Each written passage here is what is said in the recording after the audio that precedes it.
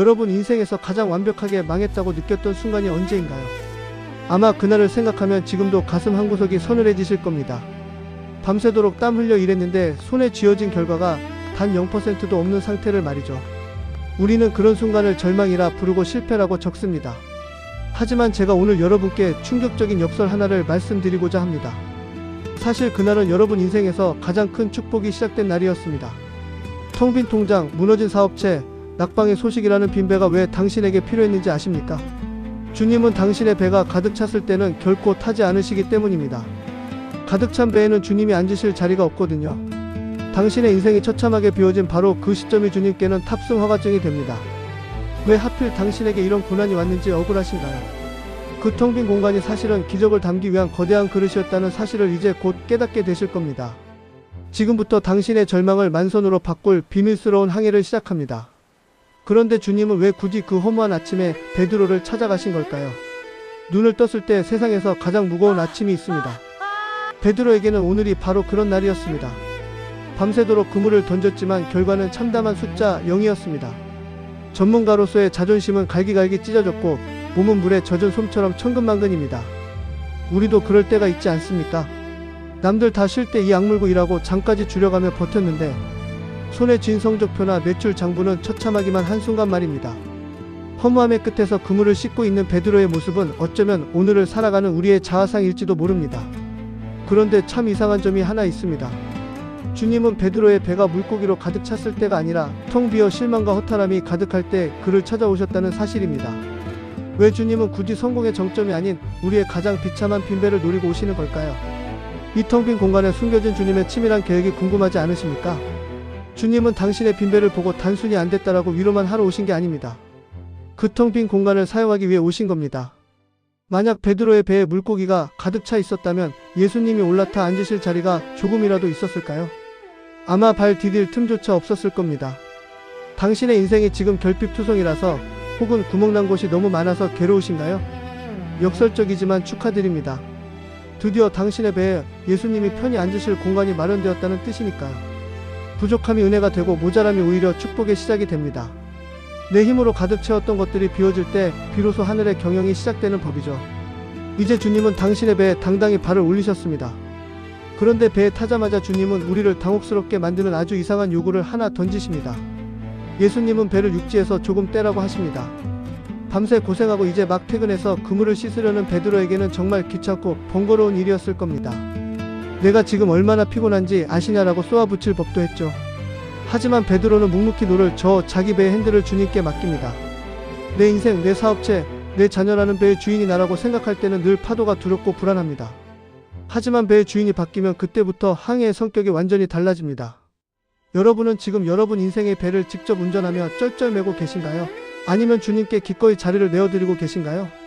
주도권을 넘긴 베드로에게 잠시 후 들려온 다음 명령은 앞서 했던 요구보다 훨씬 더 황당하고 무모한 것이었습니다. 깊은 곳으로 가서 그물을 내려라.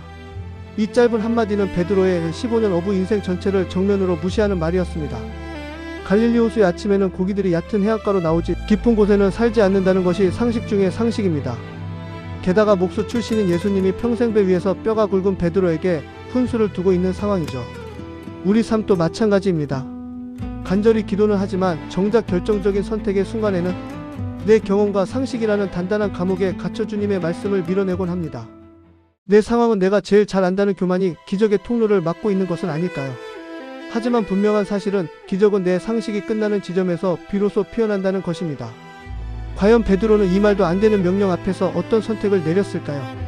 베드로는 잠시 망설였을지도 모릅니다. 하지만 그는 이내 입을 열어 이렇게 고백하죠. 밤새 잡은 것이 없지만 말씀에 의지하여 내가 그물을 내리리이다. 이것이 바로 기적을 끌어당기는 저스트 두잇 정신입니다. 내 머리로는 도저히 계산이 서지 않고 주변 상황은 최악이라 할지라도 오직 말씀 하나 때문에 몸을 움직이는 것 말입니다. 기적은 우리가 모든 상황을 완벽하게 이해했을 때 일어나는 보상이 아니라 도무지 이해되지 않아도 믿음으로 발을 내디딜 때 시작되는 선물입니다. 내 경험의 데이터베이스를 끄고 주님의 명령에 접속하는 순간이죠. 자, 이제 베드로의 손을 떠난 그물이 깊은 물속으로 가라앉았습니다. 짧은 침묵이 흐른 뒤 베드로의 손끝을 타고 전해온 그 전율을 여러분은 상상하실 수 있겠습니까? 그물이 묵직합니다. 그냥 무거운 수준이 아닙니다. 손바닥이 타들어가는 것 같은 강력한 힘에 베드로의 상체가 휘청거립니다. 수면 위로 올라온 그물은 물고기들의 거친 몸짓으로 하얗게 뒤덮여 있었습니다. 얼마나 많이 잡혔던지 그 질긴 그물이 비명을 지르며 찢어지기 시작합니다. 혼자서는 도저히 감당이 안 되어 옆에 있던 동료들에게 긴박하게 손짓을 합니다. 결국 두 배가 물에 잠길 정도로 가득 찼습니다. 이것이 바로 주님이 약속하신 만선의 축복입니다.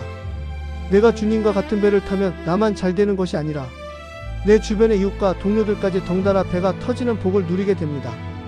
당신이 복의 통로가 된다는 것이 바로 이런 광경입니다. 그런데 이 어마어마한 대박이 터진 현장에서 베드로는 갑자기 이상한 행동을 하기 시작합니다.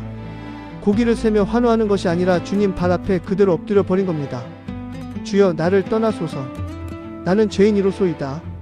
베드로는 지금 눈앞에 쌓인 엄청난 고기가 아니라 그 고기를 잡게 하신 분의 압도적인 거룩함을 보고 말았습니다. 진짜 축복은 단순히 통장 잔고가 늘어나는 것이 아닙니다.